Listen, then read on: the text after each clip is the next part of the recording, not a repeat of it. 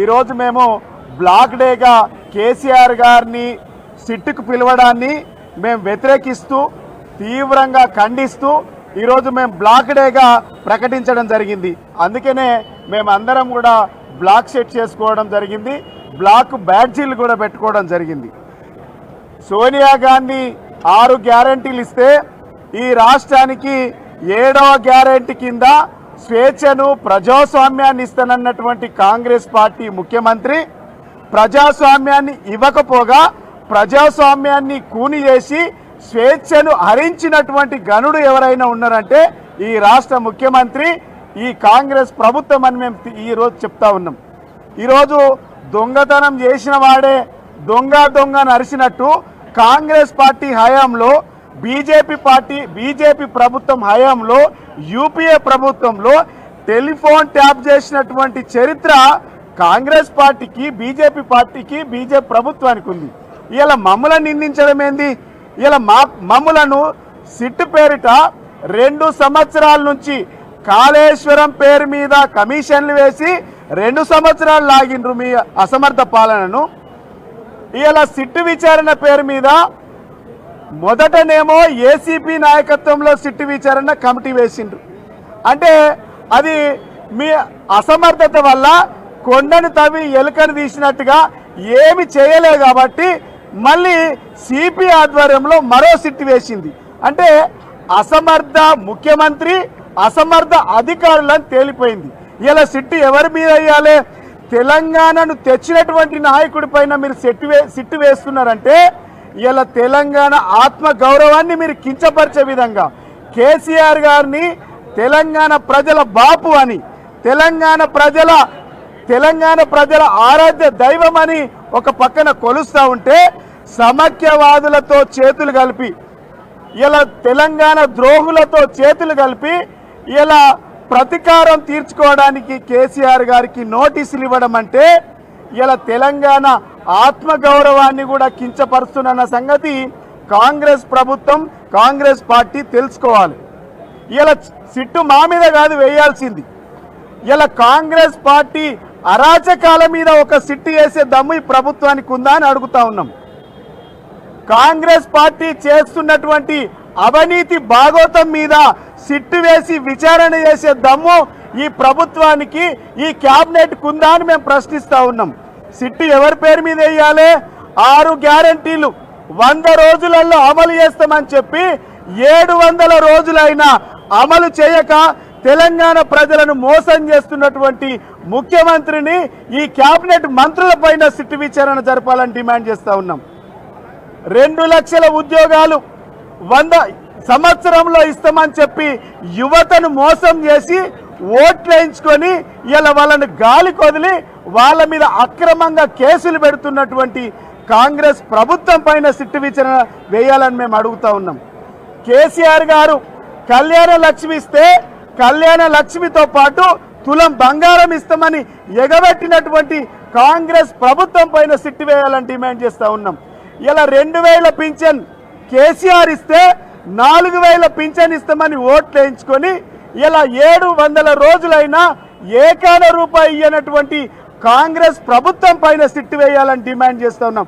Sit వేయాల్సి వస్తే 10,000 రూపాయలు ఇస్తానని కేసీఆర్ గారు 10,000 రూపాయలు రైతు బంధిస్తే నేను అధికారంలోకి వస్తే 15,000 ఇస్తామని ఓట్లు దండుకున్నటువంటి కాంగ్రెస్ ప్రభుత్వం పైన సిట్టు వేయాలి. సిట్టు వేయాల్సి వస్తే మీ ప్రతి శాఖలో జరుగుతున్నటువంటి అవినీతి పైన, మీ ప్రతి శాఖలో జరుగుతున్నటువంటి టెండర్ల అవినీతి పైన, మీ బాగోతల పైన, మీ టెండర్ల పైన, మీ కమిషన్ల పైన, మీ పర్సంటేజ్ల పైన సిట్టు వేయాలని మేము బీఆర్ఎస్ పార్టీగా డిమాండ్ చేస్తూ ఉన్నాం. సిట్టు వేయాల్సి వస్తే మీ మీద వేయాలి, మీ మీద విచారణ చేయాలి. కానీ తెలంగాణ తెచ్చినటువంటి తెలంగాణ ఉద్యమ దళపతి మీద మీరు సిట్టు వేస్తున్నారంటే కాంగ్రెస్ పార్టీకి పోయే కాలం దగ్గర పడ్డది. ఇలా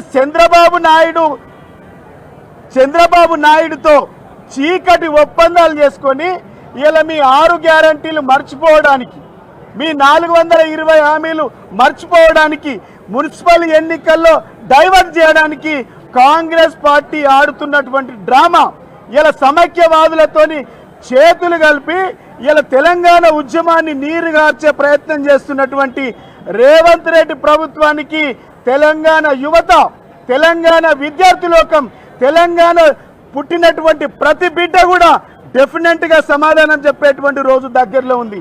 మీ అరెస్టులకు, మీ సిట్టులకు, మీ కమిషన్లకు, మీ ఎంక్వైరీలకు తెలంగాణలో పుట్టినటువంటి ప్రతి బిడ్డ బీఆర్ఎస్ పార్టీ సైనిక కార్యకర్తలు, కేసీఆర్ తయారు చేసినటువంటి కార్యకర్తలు ఎవరు కూడా భయపడరు.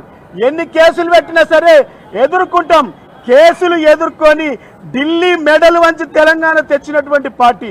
నీలాగా పైరవిదేశి తెలంగాణ తేలే, నీలాగా డబ్బులు ఇచ్చి మేము తెలంగాణ తేలే.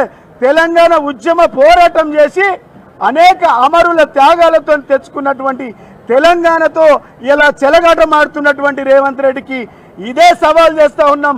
దమ్ము ధైర్యం ఉంటే మీ ప్రభుత్వం చేస్తున్నటువంటి అవినీతి పైన సిట్టు విచారణ, ఎంక్వైరీ చేయాలి, సిట్టింగ్ జడ్జితో విచారణ జరపాలని డిమాండ్ చేస్తూ ఉన్నాం. Thank you. పాత్రికేయ మిత్రులందరికీ నమస్కారం. ఈరోజు కంప్లీట్గా జరుగుతున్నది డైవర్షన్ పాలిటిక్స్. పొంగులేటి శ్రీనివాసరెడ్డి కొడుకుని తీసుకుపోయి, పొంగులేటి శ్రీనివాసరెడ్డిని తీసుకుపోయి దావోస్లో అగ్రిమెంట్ చేసుకోనికి, రియల్ ఎస్టేట్ దందా చేయడానికి 15 రోజుల నుంచి వెళ్ళి వాళ్ళు దావోస్లో తిరుగుతుర్రు. ఆ సబ్జెక్టు డిస్కషన్ కావద్దంటే సిట్ల పేరు మీద, విచారణ పేరు మీద మా అధ్యక్షుడిని కేసీఆర్ గారిని, తెలంగాణ జాతిపితను, అదేవిధంగా మా వర్కింగ్ ప్రెసిడెంట్ కేటీఆర్ గారిని, హరీష్ అన్నను, సంతానను అందరినీ కూడా ఎంక్వైరీ ఎందుకు చేస్తున్నారు అంటే వీళ్ళ సెటిల్మెంట్లు ఏవేవైతే ఉన్నాయో వాటన్నిటిని సెటిల్ చేసుకోనికి దావోస్కు పేరు తప్పితే ఒక్కటి కూడా పెట్టుబడులు తీసుకొస్తామని ఇప్పటివరకు చెప్పాలి.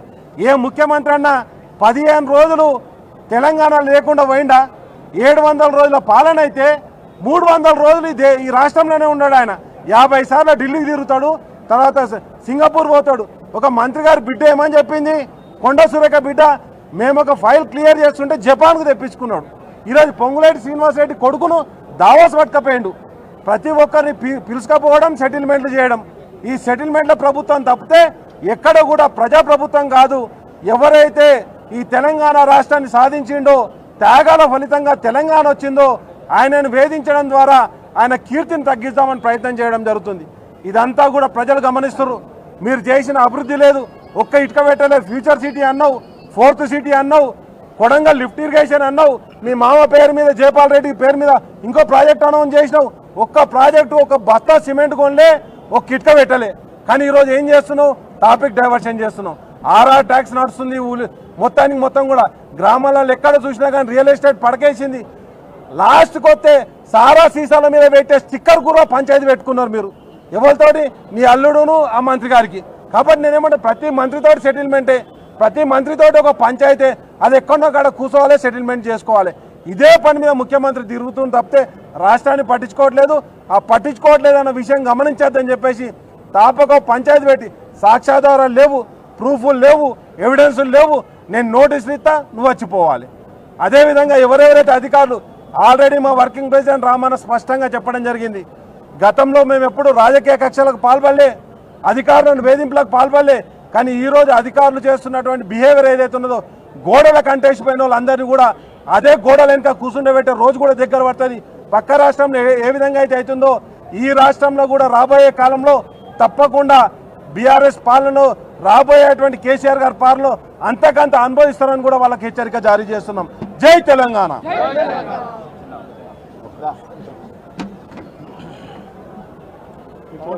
ఈరోజు వాస్తవానికి రాష్ట్రంలో ఏం మాట్లాడాలి? ఈరోజు కేంద్ర బడ్జెట్లో 12 బడ్జెట్లు ఈ కేంద్రంలో ఉన్న భారతీయ జనతా పార్టీ తెలంగాణకు ఇచ్చింది గుండు సున్నా. కానీ రేవంత్ రెడ్డి గారు దాని గురించి మాట్లాడరు. మాట్లాడుతున్న బీఆర్ఎస్నేమో ఇవాళ విచారణల పేరు మీద డైవర్షన్ చేస్తున్నారు. ఇవాళ దేశం మొత్తం కూడా ఏ ఛానల్ చూసుకున్నా బడ్జెట్. దాంట్లో తెలంగాణ గురించి ఏమన్నా ఉందా అంటే లేదు. కానీ తెలంగాణ గురించి మాట్లాడాల్సిన గొంతుక ఎవరిది? బీఆర్ఎస్ది. కానీ వాళ్ళ బీఆర్ఎస్ మాట్లాడే పరిస్థితి ఉన్నదా? ఎందుకంటే రేవంత్ రెడ్డి గారు ఈ 2 సంవత్సరాల్లో కూడా వాళ్ళ గ్యారంటీల గురించి చర్చ ఉండదు, వాళ్ళ డిక్లరేషన్ల గురించి చర్చ ఉండదు, వారి 420 హామీల గురించి చర్చ ఉండదు. ఇవాళ కనీసం బడ్జెట్ గురించి కూడా కాంగ్రెస్ నాయకులు ఒక్క మాట కూడా మాట్లాడలేదు. ఇవాళ తెలంగాణకు అన్యాయం జరిగింది, కానీ అదే తెలంగాణ గొంతుక కేసీఆర్ గారు ఇవాళ ఎక్కడి నుంచి అయితే తెలంగాణ ఉద్యమం మొదలుపెట్టిరో ఆ కేసీఆర్ గారిని ఇవాళ విచారణ పేరు మీద నీటి ప్రాజెక్ట్ని నిర్మాణం చేస్తే దాని మీద విచారణ, విద్యుత్తు కొరత లేకుండా తెలంగాణ కోసం విద్యుత్ ఒప్పందాలు చేస్తే దాని మీద రాజకీయ విచారణ, ఒక ఇంటర్నేషనల్ స్పోర్టింగ్ రేసు తీసుకొని వస్తే దాని మీద నోటీసులు విచారణ, ఇవాళ ఒక తప్పుడు కేసు తీసుకొని వచ్చి దాని పేరు మీద విచారణ. మరి ఎవరు మాట్లాడాలి కేంద్రం బడ్జెట్ మీద? ఇది ఖచ్చితంగా భారతీయ జనతా పార్టీ కాంగ్రెస్ ఇద్దరు కూడా కుమ్మక్కైనని స్పష్టంగా కనబడుతున్నది. మున్సిపాలిటీ ఎన్నికల్లో బీఫామ్లు ఇస్తున్న అధ్యక్షుని పట్టుకొని ఇవాళ మీరు విచారణ చేపడుతూ బీఆర్ఎస్ నాయకత్వాన్ని అందరినీ కూడా ఇవాళ రాష్ట్ర స్థాయి నాయకులందరినీ కూడా మున్సిపాలిటీల్లో పనిచేయకుండా ఎక్కడికక్కడ హౌస్ అరెస్టులు చేసుకుంటూ పోలీస్ స్టేషన్లలో పెడుతూ ఇవాళ తెలంగాణ భవన్లో అక్కడ నందినగర్ దగ్గర ఇవాళ ఒక పైశాచిక ఆనందం రేవంత్ రెడ్డి గారు వారి ప్రభుత్వం మరియు పోలీస్ ఇవాళ ఎప్పటికప్పుడు ఉల్లంఘన చేస్తున్నది. ఈ కేసులో స్టెప్ 1 నుంచి ఉల్లంఘనే. ఎందుకంటే ఆల్రెడీ ఈ కేసులో హైకోర్టు హరీష్ రావు గారిని ఈ కేసు పూర్తిగా రాజకీయ కక్షలతో చేసింది అని హైకోర్టు కొట్టేసింది. ఆ తర్వాత గౌరవ సుప్రీంకోర్టు కూడా ఇది కేవలం పొలిటికల్ వెండేటాలో భాగంగా ఈ కేసు కొట్టేసింది. కానీ కేసీఆర్ గారికి ఎలాంటి లీగల్ మెజర్ లేకుండా రాత్రికి రాత్రి వీకెండ్ ప్రభుత్వం ఇది. వీకెండ్ ఎందుకు? హైదరాబాద్ సెంట్రల్ యూనివర్సిటీ మీదకి పోయింది పండుగ రోజు వీకెండ్ నాడే, హైడ్రా వాళ్ళ ఇల్లు కూల్చివేతలు పోయింది వీకెండ్ నాడే, సినీ నటుడు అల్లు అర్జున్ని కూడా వీకెండ్ రోజే అరెస్ట్ చేస్తారు. ఇవాళ ఏంటిది? ఇవాళ ఆదివారం రోజు ఇవాళ మళ్ళా ఎక్కడ బీఆర్ఎస్ కోర్టుకు వెళ్తుందో, ఎక్కడ సుప్రీంకోర్టులో ఇవాళ మళ్ళీ ఈ ప్రభుత్వానికి మొట్టికాయలు పడుతుందో అని ఎలాంటి లీగల్ మెజర్ లేకుండా ఒక బ్యాంక్ ఫ్రాడ్కో లేకపోతే నేరస్తులకో ఆ విధంగా తెలంగాణ నాయకునికి మీరు గేటుకి ఆడ నోటీసులు పెడతారు. ఇప్పుడు కూడా ఉల్లంఘనే. ఇప్పుడు మీడియా లైట్లు ఎందుకు ఆన్ చేసింది? ఎందుకంటే 6 అయిపోయింది కాబట్టి. 160 సిఆర్పిసిలో 6 తర్వాత 65 సంవత్సరాల పైన వారిని లేదంటే మహిళలను ఎలాంటి విచారణ కానివ్వండి, రికార్డింగ్ ఆఫ్ స్టేట్మెంట్ కానివ్వి చెయ్యకూడదు. కానీ ఇప్పుడు ఆల్రెడీ 6:30 కావడానికి వస్తుంది, ఇంకా కూడా విచారణ చేస్తున్నది. ఇదొక ఉల్లంఘనే. నోటీసుల పేరు మీద ఉల్లంఘన, గోడకు అతికించడానికి ఉల్లంఘన. కేవలం ఆ స్టేట్మెంట్లో కూడా రేవంత్ రెడ్డి గారు పైశాచిక ఆనందం ఏంటంటే ఇప్పుడు అటల్ బిహారీ వాజ్పేయి గారిని మాజీ ప్రధానమంత్రి అంటమా, మాజీ పార్లమెంట్ సభ్యులు అంటమా? మన్మోహన్ సింగ్ గారిని మాజీ ప్రధానమంత్రి అంటమా, మాజీ పార్లమెంట్ సభ్యులు అంటమా?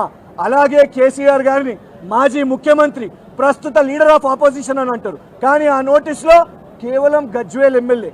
ఇది పైశాచికానందం రేవంత్ రెడ్డి గారిది. ఇలాంటి చిల్లర రాజకీయాలు మానుకోవాలి.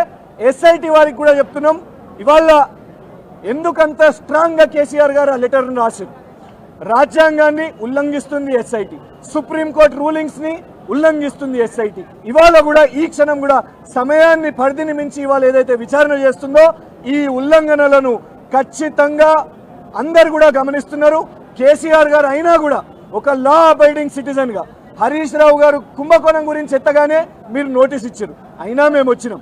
మీలాగా రాహుల్ గాంధీ గారికి నోటీస్ వచ్చినప్పుడు రాజ్భవన్ దగ్గర ధర్నాలలో పోలే. కేటీఆర్ గారికి మీరు నోటీస్ ఇచ్చారు, కేటీఆర్ గారు కూడా విచారణకు హాజరయ్యారు. కేసీఆర్ గారికి మీరు ఆడ వైలేట్ చేస్తూ గోడకు నోటీసులు పెట్టినా కేసీఆర్ గారు కూడా ఇవాళ విచారణకు కోఆపరేట్ చేస్తున్నారు. That is BRS. రాజ్యాంగం అని చెప్పుకునే రాహుల్ గాంధీ రోజు ఆ రాజ్యాంగాన్ని మీ పార్టీ మర్డర్ చేస్తున్నది.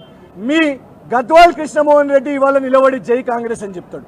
దానం నాగేందర్ నేను కూడా బీఆర్ఎస్లోనే అంటున్నారు. సిగ్గుండారా మీరు రాజ్యాంగాన్ని గురించి మాట్లాడడానికి?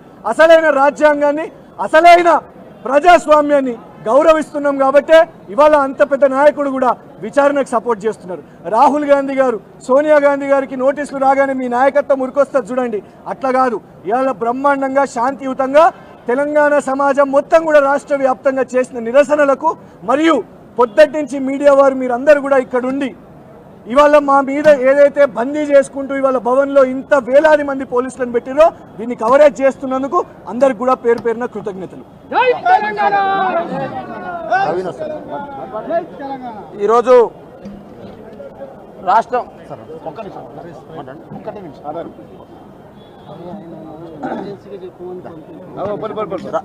రాష్ట్రంలో జరుగుతున్నటువంటి అనేక అంశాలు ఇలా పత్రికాముఖంగా పత్రికా సాక్షిగా తెలుస్తూ ఉంది. ఇవాళ హోంశాఖ మంత్రిగా ఉన్న ఈ ముఖ్యమంత్రి రేవంత్ రెడ్డి గారు చేయాల్సింది, మంచి భవిష్యత్తున్న సౌమ్య అనే కానిస్టేబుల్ ఇవాళ ఒక గంజాయి మూకల దాడిలో చచ్చిపోతే ఈ ముఖ్యమంత్రి ఏం చేస్తుడు, ఈ హోంమంత్రి ఏం చేస్తుడో ఒక్కసారి అర్థం చేసుకోవాల్సిన అవసరం ఈ తెలంగాణ సమాజానికి ఉంది. నడి బజార్లో ఉదయం పూట ఏటీఎంలో ఒక వ్యక్తి పోయి 6 లక్షలు డిపాజిట్ చేస్తా ఉంటే ఇద్దరు గుండాలు వెళ్ళి ఆ ఏటీఎంలో 6 లక్షలు దోసుకపోతే హోంమంత్రిగా ఉన్న రేవంత్ రెడ్డి ముఖ్యమంత్రి ఏం చేస్తుండో ఒక్కసారి ఆలోచన చేయాలి తెలంగాణ సమాజం తెలియజేస్తా ఉన్నాం. అదేవిధంగా రేవంత్ రెడ్డి గారు నువ్వు చేయాల్సింది ఈ పనులు చేయాలి. మేడారంలో కనీస వసతులు లేక నా గిరిజనులు ఆదివాసుల కులదైవమైనటువంటి సమ్మక్క సారక్క జాతర ఏదైతే ఉందో సుమారు 5 రాష్ట్రాల నుంచి కోట్లాది మంది భక్తులు ఆ ప్రాంతానికి వస్తారు. ఆ దర్శనానికి వచ్చేటువంటి ప్రజలకు, ఆ దర్శనానికి వచ్చే భక్తులకు కనీస సౌకర్యాలు కల్పించలే.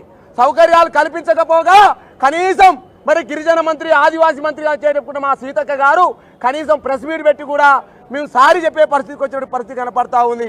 మేడారం టెండర్లో కొట్లాటలు జరుగుతాయి.